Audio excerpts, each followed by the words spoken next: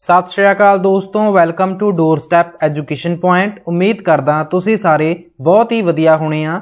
अज दी वीडियो विच PS TET दा फार्म भरना किवें है, तुहानू सारिआं नू हुण तक नोटिफिकेशन मिल गई होएगी कि पीएस टेट दे जिहड़े फार्म ने जी वो भरने स्टार्ट हो चुके ने। बट तुसी इस फार्म नू भरना किवें है, मोबाइल तो लैपटॉप तो तुसी आप ही इस फार्म नू फिल कर सकते हो। एंड जदों तुसी आप ही इस फार्म नू फिल करोगे तो गलतियां होने की जिहड़ी गुंजाइश हैगी है जी वो बहुत ज़्यादा घट जाएगी, क्योंकि कई बार आपां की करते हैं जी दूसरिਆਂ ते डिपेंड होके आपां दूजिਆਂ नू कह दिंने आ कि मेरा पीएस टेट दा फार्म भर दवीं।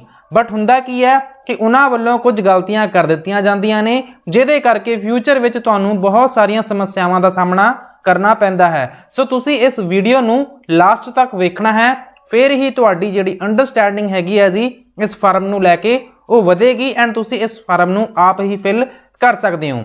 किहड़े-किहड़े कैंडीडेट इस फार्म नू भरन दे लई एलिजिबल ने, आपां इस गल दी भी चर्चा करांगे। एंड तुहाडे तो ऑनलाइन फीस कितनी वसूली जाएगी जदों तुसी इस फार्म नू भरदे हो। बीएड वाले साथी पेपर 1 देण, पेपर 2 देण या फिर दोनों ही देण, इन्हां विच उन्हां तो कितनी ज़्यादा फीस वसूली जाएगी जी, इहदे बारे भी आपां गल करांगे। सो शुरू करते हैं अज दी अपनी वीडियो नू शुरू करन तो पहलां चैनल नू सबसक्राइब जरूर कर लिओ, क्योंकि असीं इस तरह दियां इनफॉर्मेटिव एंड इंटरस्टिंग वीडियोज़ बनाउंदे रहने आ। पीएस टेट की तैयारी तो संबंधित भी काफ़ी मटीरियल तुहानू इस चैनल ते ही मिल जाएगा। प्लेलिस्टां बणियां होईयां ने सारे ही सबजैक्ट्स दियां, तुसी उत्थों जाके उन्हां कॉन्टेंट नू वेख सकदे हो एंड पीएस टेट की तैयारी भी कर सकदे हो। हुण आउने आ जी अपने मेन मोटिव ते, जिहड़ी गल आपां कर रहे सीगे कि पीएस टेट दा फार्म भरना किवें है। कोई भी कैंडीडेट जिहड़ा कि अदर स्टेट तो बिलोंग करता है वो भी इस फार्म नू फिल कर सकते हैं। सब तो पहला तुसी जाना है जी PSTET 2023.org एंड इस बार पीएस टेट का पेपर GNDU यूनिवर्सिटी वालों कंडक्ट करवाया जा रहा है एंड ये जिहड़ा पोर्टल है उन्हां वालों ही बनाया गया है। सो जदों तुसी PSTET 2023.org ते जाने हो, इस वैबसाइट ते जाने तो बाद तुहानू कुछ जर्नल इंस्ट्रक्शन दसियां हुई ने कि कोई भी कैंडीडेट जिहड़ा कि अपीयरिंग हैगा या फिर वो आपदा कोर्स कंप्लीट कर चुका है, किहड़ा कोर्स, बीएड का कोर्स या फिर ETT या फिर DLED का कोर्स कंप्लीट कर चुका है, वो इस फार्म नू भर सकता है या फिर वो अपीयरिंग दे विच भी होवे। जदों आपां अपीयरिंग दी गल करदे हां ते की पहले समैसटर वाले बच्चों की गल कीती जा रही है या फिर ये second year they student they बच्चों की गल कीती जा रही है। जेकर आपां NCTE दे रूल्स दे अकॉर्डिंग वेखीए तां जिहड़ा कैंडीडेट टीचिंग कोर्स विच दाखला लै लिया है या फिर समझ लो कि उन्होंने एडमिशन मिल चुकी है बीएड दे विच, DLED या फिर ETT दे विच, तां ओह की हैगा जी वो एलिजिबल हैगा ये पेपर देण दे लई। बट जदों आपां इन्हां दी वैबसाइट दे विच आपां इस पीएस टेट पोर्टल की गल कर रहे हां, जदों आपां लॉगिन करते हैं, क्वालिफिकेशंस फिल करते हैं, उत्थे उन्होंने मैंशन किया होया कि जिहड़े अपीयरिंग कैंडीडेट्स होणगे, भाव यह कि जिहड़े कैंडीडेट फाइनल ईयर विच होणगे या फिर फाइनल समैसटर विच होणगे या फिर जिन्हां ने बीएड या फिर ETT का कोर्स कंप्लीट कर लिया है, वो कैंडीडेट इस ਪ੍ਰੀਖਿਆ ਨੂੰ ਦੇ ਸਕਦੇ ਨੇ। ਐਂਡ ਅਪੀਅਰਿੰਗ ਸਟੂਡੈਂਟ ਤੇ ਵੀ ਉਹਨਾਂ ਨੇ ਇਹ ਕੰਡੀਸ਼ਨ ਲਗਾ ਦਿੱਤੀ ਹੈ ਕਿ ਫਿਊਚਰ ਵਿੱਚ ਤੁਹਾਨੂੰ ਆਪਦੇ ਜਿਹੜੇ ਡਾਕੂਮੈਂਟਸ ਨੇ ਫਾਈਨਲ ਸਮੈਸਟਰ ਵਾਲੇ ਜਾਂ ਫਿਰ ਫਾਈਨਲ ਈਅਰ ਵਾਲੇ ਜਿਹੜੇ ਮਾਰਕਸ਼ੀਟ ਹੈਗੀ ਆ ਜੀ ਉਹ ਵੀ ਤੁਹਾਨੂੰ ਪੇਸ਼ ਕਰਨੀ ਪਵੇਗੀ, ਜਿਸ ਤੋਂ ਆਪਾਂ ਅੰਦਾਜ਼ਾ ਲਗਾ ਸਕਦੇ ਹਾਂ ਕਿ ਪਹਿਲੇ ਸਮੈਸਟਰ ਵਾਲੇ ਕੈਂਡੀਡੇਟਸ ਨੂੰ ਇਹ ਨਾਟ ਐਲੀਜੀਬਲ ਕਹਿ ਰਹੇ ਨੇ, ਜਾਂ ਫਿਰ ਤੁਸੀਂ ਦੂਜੇ ਸ਼ਬਦਾਂ ਵਿੱਚ ਇਹ ਵੀ ਸਮਝ ਸਕਦੇ ਹੋ ਕਿ ਇਹਨਾਂ ਨੇ ਕਿਤੇ ਵੀ ਇਹ ਨਹੀਂ ਲਿਖਿਆ ਕਿ ਪਹਿਲੇ ਸਮੈਸਟਰ ਵਾਲੇ ਵਿਦਿਆਰਥੀ ਇਹਨਾਂ ਫਾਰਮ ਨੂੰ फिल कर सकते हैं। बट तुसी फिर भी आपदे एक्सपीरियंस लई इन्हां फार्म नू फिल करके पेपर जरूर दो, जिहदे नाल तुहाडा एक्सपीरियंस भी वधेगा। ये मेरे वल्लों तुहानू एक छोटा जिहा सजैशन है, क्योंकि कई बार आपां सारियां ही गल्लां नू क्लीयर कट तरीके नाल नहीं दस सकदे हुंदे। एंड पहले समैसटर या फिर पहले ईयर वाले जिहड़े विद्यार्थी ने जी वो ये गल बिल्कुल भी ना सोचण कि जदों ये पेपर पास कर लैंदे ने उन्हां दा ये सर्टिफिकेट वैलिड मन्निया जाएगा या फिर नहीं मन्निया जाएगा। जेकर फीस की कोई प्रॉब्लम नहीं हैगी तो मेरे वालों तुहानू यही सजैशन है कि तुसी इस फार्म नू जरूर फिल करो। सो दोस्तों हुण आपां वेख लैंदे आ कि फार्म नू आपां भरना किवें है। सब तो पहला तुसी जाना कित्थे है जी, सब तो पहला तुसी जाना है न्यू रजिस्ट्रेशन ते। जदों तुसी न्यू रजिस्ट्रेशन ते जांदे हो, इत्थे तुहाडे तो तुहाडा नाम पुछया जा रहा है, तुहाडे नाम तो बाद इत्थे तुहाडे फादर साहब दा नाम पुछया जा रहा है, फादर साहब दे नाम तो बाद तुहाडे तो इत्थे नंबर पुछया जा रहा है। नंबर भरन तो बाद तुसी इत्थे क्लिक करना है सेंड OTP ऑन मोबाइल। जदों तुसी इत्थे क्लिक कर दिता ਤੁਹਾਡੇ ਮੋਬਾਈਲ ਤੇ ਇੱਕ 4 ਅੱਖਰਾਂ ਦਾ OTP ਆਏਗਾ। ਤੁਸੀਂ ਉਸ OTP ਨੂੰ ਇੱਥੇ ਫਿਲ ਕਰ ਦੇਣਾ ਹੈ, ਕਨਫਰਮ ਮੋਬਾਈਲ OTP। ਜਦੋਂ ਤੁਸੀਂ ਇੱਥੇ ਫਿਲ ਕਰ ਦਿੱਤਾ, ਇੱਥੇ ਇੱਕ ਮੈਸੇਜ ਤੁਹਾਨੂੰ ਅਪੀਅਰ ਹੋਣਾ ਸ਼ੁਰੂ ਹੋ ਜਾਏਗਾ ਕਿ ਤੁਹਾਡਾ ਮੋਬਾਈਲ ਨੰਬਰ ਕਨਫਰਮ ਹੋ ਚੁੱਕਾ ਹੈ। ਉਸ ਤੋਂ ਬਾਅਦ ਤੁਸੀਂ ਇੱਥੇ ਆਪਦੀ ਈਮੇਲ ਆਈਡੀ ਫਿਲ ਕਰ ਦੇਣੀ ਹੈ। ਤੁਹਾਡੇ ਸਾਰਿਆਂ ਕੋਲ ਇੱਕ ਜੀਮੇਲ ਆਈਡੀ ਹੁੰਦੀ ਹੈ, ਤੁਹਾਡੇ ਪਲੇ ਸਟੋਰ ਤੇ ਵੀ ਇੱਕ ਆਈਡੀ ਬਣੀ ਹੁੰਦੀ ਹੈ, ਤੁਹਾਡੇ ਮੋਬਾਈਲ ਫੋਨ ਤੇ, ਤੁਹਾਡੇ ਐਂਡਰੋਇਡ ਫੋਨ ਤੇ। ਸੋ ਉੱਥੇ ਤੁਸੀਂ ਕੀ ਕਰਨਾ ਹੈ ਜੀ, ਉਹ ਵਾਲੀ ਆਈਡੀ ਇੱਥੇ ਫਿਲ ਕਰ ਦਿਓ।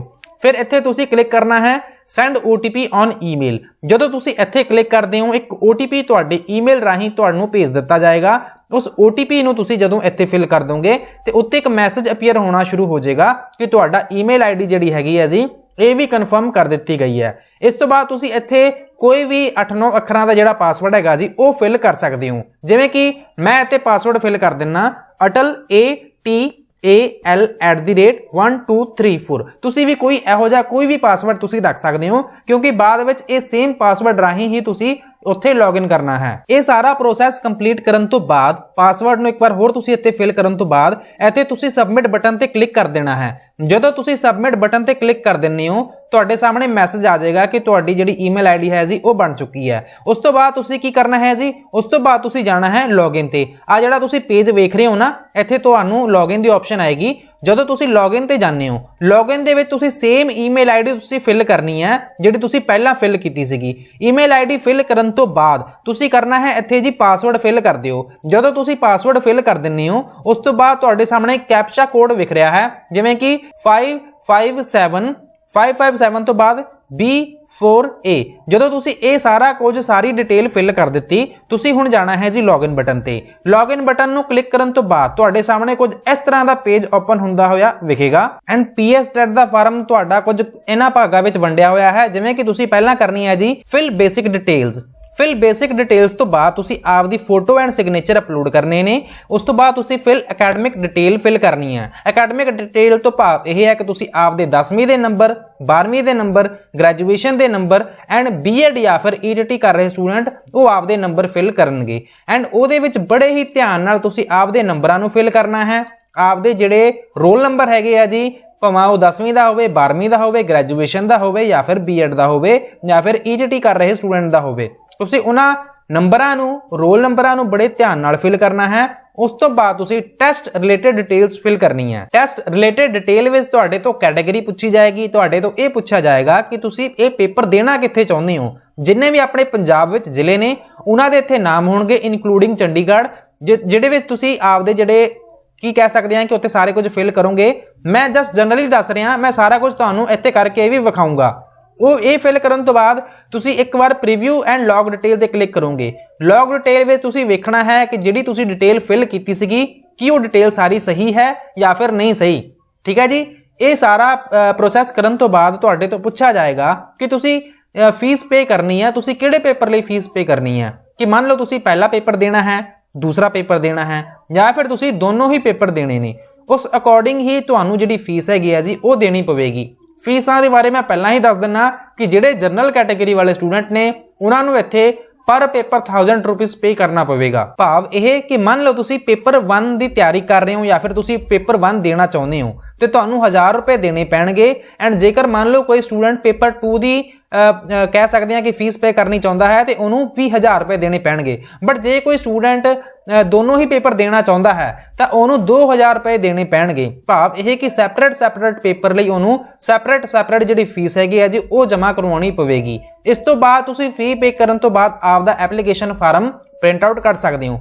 ਹੁਣ ਆਪਾਂ ਜੀ ਡਿਟੇਲ ਵਾਈਜ਼ ਕੱਲੀ ਚੀਜ਼ ਨੂੰ ਆਪਾਂ ਸਮਝ ਲੈਂਦੇ ਹਾਂ ਕਿ ਤੁਸੀਂ ਕੀ ਕੁਝ ਫਿਲ ਕਰਨਾ ਹੈ। ਤੁਹਾਡੇ ਸਾਹਮਣੇ ਇੱਕ ਫਿਲ ਬੇਸਿਕ ਡਿਟੇਲ ਵਾਲਾ ਕਾਲਮ ਸ਼ੋ ਹੋ ਰਿਹਾ। ਸੋ ਇਹਦੇ ਵਿੱਚ ਤੁਸੀਂ ਪਤਾ ਕੀ ਕੁਝ ਫਿਲ ਕਰਨਾ ਹੈ। ਇਸ ਬੇਸਿਕ ਡਿਟੇਲ ਵਾਲੇ ਕਾਲਮ ਵਿੱਚ ਤੁਸੀਂ ਆਪਦਾ ਜਿਹੜਾ ਡੇਟ ਆਫ ਬਰਥ ਹੈ ਜੀ, ਫਾਦਰ ਨੇਮ ਇੱਥੇ ਪਹਿਲਾਂ ਤੋਂ ਹੀ ਲਿਖਿਆ ਹੋਏਗਾ ਜੀ। ਫਾਦਰ ਨੇਮ ਤੋਂ ਬਾਅਦ ਤੁਸੀਂ ਆਪਦੀ ਇੱਥੇ ਡੇਟ ਆਫ ਬਰਥ ਫਿਲ ਕਰ ਦਿਓ। ਡੇਟ ਆਫ ਬਰਥ ਫਿਲ ਕਰਨ ਤੋਂ ਬਾਅਦ ਤੁਸੀਂ ਇੱਥੇ ਆਪਦੀ ਮਾਤਾ ਜੀ ਦਾ ਨਾਮ ਫਿਲ ਕਰ ਦਿਓ। ਮਾਤਾ ਜੀ ਦੇ ਨੇਮ ਤੋਂ ਬਾਅਦ ਤੁਸੀਂ ਇੱਥੇ ਆਪਦਾ ਜਿਹੜਾ ਵੀ ਜੈਂਡਰ ਹੋਏਗਾ ਜੀ, ਜੈਂਡਰ ਫਿਲ ਕਰਨ ਤੋਂ ਬਾਅਦ ਇੱਥੇ ਆਪਦਾ ਆਧਾਰ ਕਾਰਡ ਜਿਹੜਾ ਹੋਏਗਾ ਜੀ, ਤੁਸੀਂ ਉਹ ਵੀ ਫਿਲ ਕਰ ਦੇਣਾ ਹੈ। ਆਧਾਰ ਕਾਰਡ ਦੀ ਡਿਟੇਲ ਫਿਲ ਕਰਨ ਤੋਂ ਬਾਅਦ ਤੁਸੀਂ ਇੱਥੇ ਇੱਕ ਟਿਕ ਲਗਾਉਣੀ ਹੈ ਜੀ। ਇੱਥੇ ਪਹਿਲਾਂ ਟਿਕ ਨਹੀਂ ਲੱਗੀ ਹੋਏਗੀ, ਕਿਉਂਕਿ ਇਹ ਮੈਂ ਤੁਹਾਨੂੰ ਸਿਰਫ ਸਮਝਾਉਣ ਲਈ ਦੱਸ ਰਿਹਾ ਕਿ ਇੱਥੇ ਤੁਸੀਂ ਟਿਕ ਲਗਾਉਣੀ ਹੈ। ਇੱਥੇ ਆਪਸ਼ਨ ਹੋਏਗੀ ਇੱਥੇ ਟਿਕ ਲਗਾਉਣ ਦੀ, ਤੁਸੀਂ ਇੱਥੇ ਕਲਿੱਕ ਕਰ ਦਿਓ ਕਿ ਮੈਂ ਕੰਸੈਂਟ ਦੇ ਰਿਹਾ ਕਿ ਫਿਊਚਰ ਵਿੱਚ ਮੇਰਾ ਆਧਾਰ ਨੰਬਰ ਹੈਗਾ ਜੀ ਉਹ ਯੂਜ਼ ਕੀਤਾ ਜਾਵੇ ਸਿਰਫ ਇਹ ਵੈਰੀਫਾਈ ਕਰਨ ਲਈ ਕਿ ਮੈਂ ਰੀਅਲ ਵਿਅਕਤੀ ਹੀ ਹੈਗਾ ਆ। ਸੋ ਇੱਥੇ ਤੁਸੀਂ ਕਲਿੱਕ ਕਰ ਦਿਓ। ਉਸ ਤੋਂ ਬਾਅਦ ਤੁਸੀਂ ਨਾ ਆਪ ਦਾ ਜਿਹੜਾ ਐਡਰੈਸ ਹੈਗਾ ਜੀ ਉਹ ਤੁਸੀਂ ਫਿਲ ਕਰ ਦੇਣਾ ਹੈ।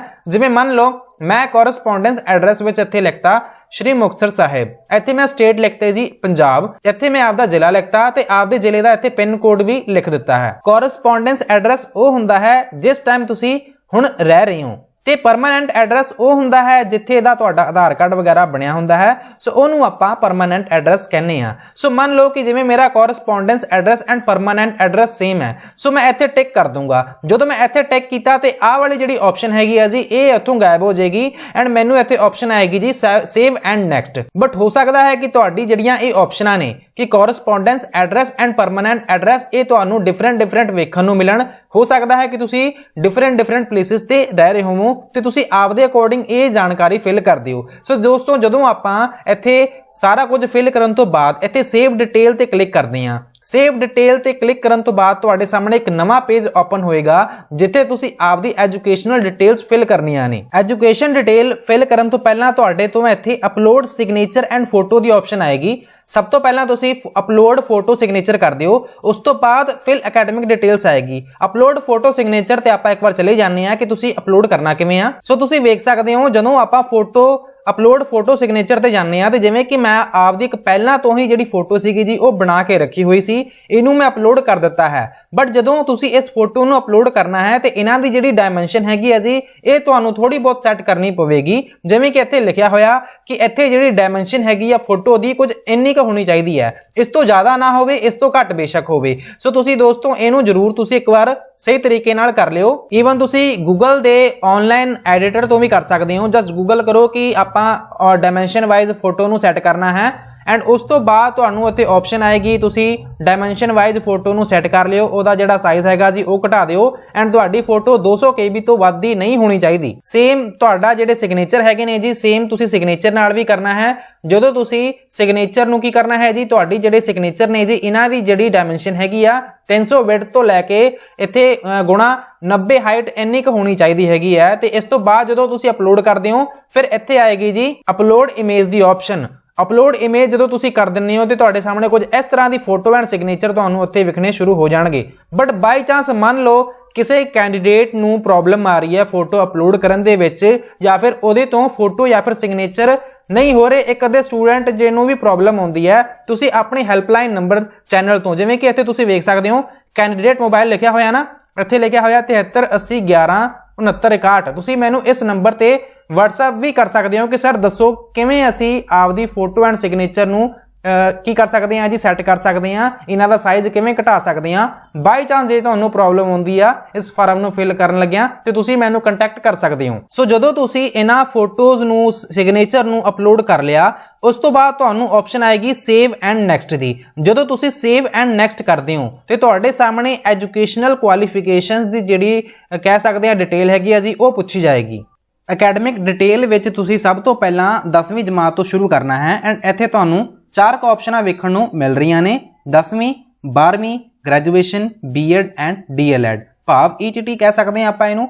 ਇੱਥੇ ਤੁਸੀਂ ਜਿਵੇਂ ਕਿ 10ਵੀਂ ਦੇ ਆਪਦੇ ਜਿਹੜੇ ਨੰਬਰ ਨੇ ਜੀ ਇਹ ਫਿਲ ਕਰਨੇ ਨੇ, 10ਵੀਂ ਦੇ ਨੰਬਰਾਂ ਤੋਂ ਬਾਅਦ ਤੁਸੀਂ 12ਵੀਂ ਦੇ ਨੰਬਰ ਫਿਲ ਕਰਨੇ ਨੇ, ਫਿਰ ਗ੍ਰੈਜੂਏਸ਼ਨ ਦੇ, ਫਿਰ B.Ed ਦੇ। ਜਿਵੇਂ ਤੁਸੀਂ ਆਪਦੇ ਜਿਹੜੇ ਨੰਬਰ ਨੇ ਜਿਵੇਂ ਕਿ ਮੰਨ ਲਓ ਮੈਂ ਇੱਥੇ 10ਵੀਂ ਦੇ ਮਾਰਕਸ ਫਿਲ ਕਰ ਰਿਹਾ, 10ਵੀਂ ਦੇ ਜਦੋਂ ਮੈਂ ਇੱਥੇ ਸਬਜੈਕਟਸ ਫਿਲ ਕਰ ਦਿੱਤੇ, ਸਬਜੈਕਟ ਫਿਲ ਕਰਨ ਤੋਂ ਬਾਅਦ ਇੱਥੇ ਮੈਂ ਬੋਰਡ ਯੂਨੀਵਰਸਿਟੀ ਨੂੰ ਚੂਜ਼ ਕਰ ਲਿਆ ਕਿ ਮੈਂ PSEB ਬੋਰਡ ਤੋਂ ਪੜ੍ਹਿਆ ਹੋਇਆ, CBSE ICSE ਜਾਂ ਫਿਰ ਕੋਈ ਹੋਰ ਬੋਰਡ। ਇਸੇ ਤਰ੍ਹਾਂ ਹੀ ਆਪਾਂ ਕਰਨਾ ਕੀ ਹੈ ਆਪਦੇ ਜਿਹੜੇ ਰੋਲ ਨੰਬਰ ਨੇ ਜੀ ਇਹ ਵੀ ਫਿਲ ਕਰ ਦਾਂਗੇ। ਰੋਲ ਨੰਬਰ ਫਿਲ ਕਰਨ ਤੋਂ ਬਾਅਦ ਤੁਹਾਡੀ ਜਿਹੜੀ ਪਰਸੈਂਟੇਜ ਹੈਗੀ ਹੈ ਜੀ ਤੁਸੀਂ ਉਹ ਫਿਲ ਕਰ ਦਿਓ ਐਂਡ ਈਅਰ ਆਫ ਪਾਸਿੰਗ ਤੁਸੀਂ ਆਪਦੇ ਜਿਹੜੇ ਡਾਕੂਮੈਂਟਸ ਨੇ ਜੀ ਜਾਂ ਫਿਰ ਆਪਦੀਆਂ ਜਿਹੜੀਆਂ ਕਲਾਸਿਸ ਨੇ ਕਿਹੜੀ ਕਲਾਸ ਕਦੋਂ ਪਾਸ ਕੀਤੀ ਸੀਗੀ ਇਹ ਵੀ ਇੱਥੇ ਤੁਸੀਂ ਨਾਲ ਚੂਜ਼ ਕਰੀ ਜਾਣਾ ਹੈ। ਜਿਵੇਂ ਮੰਨ ਲਓ ਇੱਥੇ ਤੁਸੀਂ 10ਵੀਂ ਦੇ ਆਪਦੇ ਜਿਹੜੇ ਸਬਜੈਕਟ ਸੀ ਜਿਹੜੇ ਕਿ ਸਬਜੈਕਟ ਮੈਂ ਪੜ੍ਹੇ ਹੋਏ ਆ ਪੰਜਾਬੀ, ਹਿੰਦੀ, ਅੰਗਰੇਜ਼ੀ, SST, ਸਾਇੰਸ, ਮੈਥ, ਇਹ ਜਦੋਂ ਤੁਸੀਂ ਇੱਥੇ ਫਿਲ ਕਰ ਦਿੱਤਾ ਇਹ ਸਾਰੀਆਂ ਡਿਟੇਲ ਫਿਲ ਕਰਨ ਤੋਂ ਬਾਅਦ ਤੁਸੀਂ ਐਡ ਕੁਆਲੀਫਿਕੇਸ਼ਨਸ ਤੇ ਕਲਿੱਕ ਕਰੋਗੇ ਤੇ ਤੁਹਾਡੇ ਸਾਹਮਣੇ ਲਿਸਟ ਬਣਦੀ ਜਾਏਗੀ ਥੱਲੇ। ਜਦੋਂ ਤੁਸੀਂ ਸਾਰੀ ਡਿਟੇਲ ਫਿਲ ਕਰ ਦਿੱਤੀ ਤੁਹਾਡੇ ਸਾਹਮਣੇ ਕੁਝ ਇਸ ਤਰ੍ਹਾਂ ਦੀ ਡਿਟੇਲ ਵੇਖਣ ਨੂੰ ਮਿਲੇਗੀ, ਜਿਵੇਂ ਕਿ ਵੇਖੋ ਮੈਂ ਇੱਥੇ 10ਵੀਂ ਦੇ ਨੰਬਰ, 12ਵੀਂ ਦੇ ਨੰਬਰ, ਗ੍ਰੈਜੂਏਸ਼ਨ ਦੇ ਨੰਬਰ, ਬੀਐਡ ਦੇ ਨੰਬਰ, ਕਿੰਨੇ ਮੇਰੇ ਨੰਬਰ ਆਏ ਸੀ, ਕਿੰਨੀ ਪਰਸੈਂਟੇਜ ਆਈ ਸੀ। ਨੰਬਰ ਤਾਂ ਚਲੋ ਇਹਨਾਂ ਨੇ ਨਹੀਂ ਪੁੱਛੇ ਹੋਏ, ਜਿੰਨੀ ਮੇਰੀ ਪਰਸੈਂਟੇਜ ਆਈ ਸੀਗੀ ਜੀ ਮੈਂ ਉਹ ਇੱਥੇ ਫਿਲ ਕਰ ਦਿੱਤੀ ਹੈ। ਐਂਡ ਜਿਹੜੇ ਤੁਸੀਂ ਇੱਥੇ ਰੋਲ ਨੰਬਰ ਫਿਲ ਕੀਤੇ ਸੀਗੇ ਉਹ ਇੱਥੇ ਨਹੀਂ ਸ਼ੋ ਹੋਣਗੇ, ਉਹਨਾਂ ਦੇ ਡਾਟਾਬੇਸ ਵਿੱਚ ਸਟੋਰ ਹੋ ਕੇ ਰਹਿ ਜਾਣਗੇ। ਸੋ ਅੱਗੇ ਵੇਖੋ ਜਦੋਂ ਤੁਸੀਂ ਇਹ ਸਾਰੀ ਇਨਫੋਰਮੇਸ਼ਨ ਫਿਲ ਕਰ ਦਿੱਤੀ ਉਸ ਤੋਂ ਬਾਅਦ ਤੁਹਾਡੇ ਤੋਂ ਇੱਥੇ save and next the option ਆਏਗੀ। ਜਦੋਂ ਤੁਸੀਂ ਸੇਵ ਐਂਡ ਨੈਕਸਟ ਤੇ ਕਲਿੱਕ ਕਰਦੇ ਹੋ ਤੁਹਾਡੇ ਸਾਹਮਣੇ ਇੱਕ ਨਵਾਂ ਪੇਜ ਓਪਨ ਹੋ ਜਾਏਗਾ। ਐਂਡ ਜਦੋਂ ਤੁਸੀਂ ਫਿਲ ਟੈਸਟ ਰਿਲੇਟਡ ਡਿਟੇਲਸ ਤੇ ਆ ਗਏ ਇੱਥੇ ਤੁਸੀਂ ਫਿਲ ਕਰਨਾ ਹੈ ਕਿ ਤੁਹਾਡੇ ਕੋਲ ਡੋਮਿਸਾਈਲ ਸਰਟੀਫਿਕੇਟ ਹੈਗਾ ਪੰਜਾਬ ਦਾ, ਜਿਵੇਂ ਕਿ ਮੈਂ ਇੱਥੇ ਫਿਲ ਕਰ ਦਿੱਤਾ ਹੈ ਯੈਸ। ਇਸ ਤੋਂ ਬਾਅਦ ਤੁਹਾਡੇ ਤੋਂ ਪੁੱਛਿਆ ਜਾਏਗਾ ਸਿਲੈਕਟ ਦਾ ਕੈਟਾਗਰੀ ਯੂ ਬਿਲੋਂਗ ਟੂ। ਫਿਰ ਇੱਥੇ ਤੁਸੀਂ ਆਪਦੀ ਜਿਹੜੀ ਕੈਟਾਗਰੀ ਹੈਗੀ ਹੈ ਨਾ ਜੀ ਉਹ ਤੁਸੀਂ ਫਿਲ ਕਰਦੇ ਹੋ, ਤੁਸੀਂ ਕਿਹੜੀ ਕੈਟਾਗਰੀ ਨੂੰ ਬਿਲੋਂਗ ਕਰਦੇ ਹੋ ਇਹ ਬੜੇ ਹੀ ਧਿਆਨ ਨਾਲ ਤੁਸੀਂ ਫਿਲ ਕਰਨਾ ਹੈ। ਜਦੋਂ ਤੁਸੀਂ ਇਹ ਇਨਫੋਰਮੇਸ਼ਨ ਫਿਲ ਕਰ ਦਿੱਤੀ ਫਿਰ ਤੁਹਾਡੇ ਤੋਂ ਪੁੱਛਿਆ ਜਾਏਗਾ ਕਿ ਤੁਸੀਂ ਕਿਹੜੀ ਸਿਟੀ ਵਿੱਚ ਐਗਜ਼ਾਮ ਦੇਣਾ ਚਾਹੁੰਦੇ ਹੋ, ਜਿਵੇਂ ਕਿ ਇੱਥੇ ਕੁਝ ਜਿੰਨੇ ਵੀ ਜ਼ਿਲ੍ਹੇ ਹੈਗੇ ਨੇ ਜੀ ਤੁਸੀਂ ਉਹ ਸਿਲੈਕਟ ਕਰ ਦਿਓ, ਜਿਹੜੇ ਤੁਹਾਨੂੰ ਲੱਗਦੇ ਆ ਕਿ ਤੁਹਾਨੂੰ ਨੇੜੇ ਹੈਗੇ ਆ ਜੀ ਤੁਸੀਂ ਉਹਨਾਂ ਜ਼ਿਲ੍ਹਿਆਂ ਨੂੰ ਇੱਥੇ ਫਿਲ ਕਰ ਸਕਦੇ ਹੋ ਤੇ ਇਸ ਅਕੋਰਡਿੰਗ ਤੁਸੀਂ ਸੇਵ ਐਂਡ ਨੈਕਸਟ ਤੇ ਚਲੇ ਜਾਣਾ ਹੈ।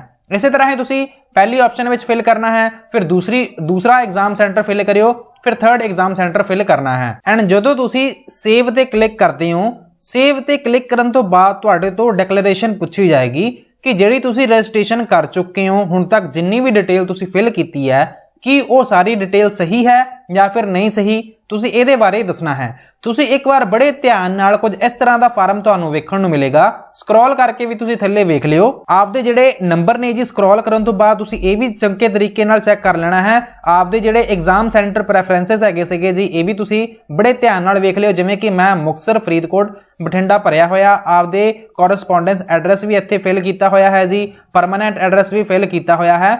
ਜਦੋਂ ਇਹ ਸਾਰੀ ਡਿਟੇਲ ਭਰੀ ਗਈ ਤੁਸੀਂ ਇੱਥੇ ਡਿਕਲੇਰੇਸ਼ਨ ਤੇ ਟਿਕ ਕਰਨੀ ਹੈ। ਡਿਕਲੇਰੇਸ਼ਨ ਦੇ ਉੱਤੇ ਆਪਸ਼ਨ ਆਏਗੀ ਜੀ, ਜਦੋਂ ਤੁਸੀਂ ਡਿਕਲੇਰੇਸ਼ਨ ਤੇ ਇੱਥੇ ਟਿਕ ਕਰਨ ਤੋਂ ਬਾਅਦ ਸੇਵ ਐਂਡ ਲੌਗ ਤੇ ਕਲਿੱਕ ਕਰਦੇ ਹੋ ਇੱਥੇ ਪੇਮੈਂਟ ਦੀ ਆਪਸ਼ਨ ਆ ਰਹੀ ਹੈ। ਐਂਡ ਪੇਮੈਂਟ ਦੇ ਨਾਲ ਤੁਹਾਡੇ ਤੋਂ ਇਹ ਪੁੱਛਿਆ ਜਾ ਰਿਹਾ ਹੈ ਕਿ ਤੁਸੀਂ ਪੇਪਰ 1 ਲਈ ਪੇਮੈਂਟ ਕਰਨੀ ਹੈ ਜਾਂ ਫਿਰ ਪੇਪਰ 2 ਲਈ ਪੇਮੈਂਟ ਕਰਨੀ ਹੈ। ਐਂਡ ਕਮੈਂਟ ਸੈਕਸ਼ਨ ਵਿੱਚ ਮੈਨੂੰ ਕੁਝ ਸਾਥੀ ਪੁੱਛ ਰਹੇ ਸੀ ਕਿ ਸਰ ਕੀ ਇਹ ਕਿਹੜੇ ਸਟੂਡੈਂਟ ਇਸ ਪੇਪਰ ਨੂੰ ਦੇ ਸਕਦੇ ਨੇ। ਸੋ ਤੁਸੀਂ ਵੇਖ ਸਕਦੇ ਹੋ art and craft, SST, physical education, home science, Urdu, music, Sanskrit and math and science ਜਿੰਨੇ ਵੀ ਸਾਰੇ ਸਬਜੈਕਟਸ ਨੇ ਜੀ ਇਹ ਕੈਂਡੀਡੇਟ ਇਸ ਪ੍ਰੀਖਿਆ ਨੂੰ ਦੇ ਸਕਦੇ ਨੇ। ਸੋ ਜਦੋਂ ਆਪਾਂ ਸਿਲੈਕਟ ਪੇਪਰ ਤੇ ਕਲਿੱਕ ਕਰਦੇ ਹਾਂ ਮੈਂ ਇੱਥੇ ਮੰਨ ਲਓ ਬੋਥ ਪੇਪਰ 1 ਐਂਡ 2 ਕਰ ਦਿੰਨਾ, ਇੱਥੇ ਕਰ ਦਿੰਨਾ ਜੀ ਐਸਐਸਟੀ। ਸਬਮਿਟ ਤੇ ਜਦੋਂ ਮੈਂ ਕਲਿੱਕ ਕਰਦਾ ਤੇ ਇੱਥੇ ਆ ਜਾਂਦੀ ਹੈ ਜੀ ਆਪਸ਼ਨ ਫੀਸ ਪੇਮੈਂਟ ਕਰਨ ਦੀ। ਜੇਕਰ ਤੁਸੀਂ ਕੈਟਾਗਰੀ ਦੇ ਹੈਗੇ ਹੋ, ਰਿਜ਼ਰਵਡ ਕੈਟਾਗਰੀ ਹੈਗੀ ਆ ਤੇ ਤੁਹਾਨੂੰ ਥੋੜੀ ਬਹੁਤ ਐਗਜ਼ੈਂਪਸ਼ਨ ਮਿਲ ਜੇਗੀ ਫੀਸ ਪੇਮੈਂਟ ਲਈ। ਐਂਡ ਉਸ ਤੋਂ ਬਾਅਦ ਤੁਸੀਂ ਆਪਦੀ ਫੀਸ ਦੀ ਜਿਹੜੀ ਪੇਮੈਂਟ ਹੈਗੀ ਆ ਜੀ ਉਹ ਵੀ ਕਰ ਸਕਦੇ ਹੋ, ਜਿਵੇਂ ਕਿ ਇੱਥੇ ਮੰਨ ਲਓ ਮੈਂ ਪਹਿਲੇ ਪੇਪਰ ਦੀ ਪੇਮੈਂਟ ਕਰਨੀ ਹੈ।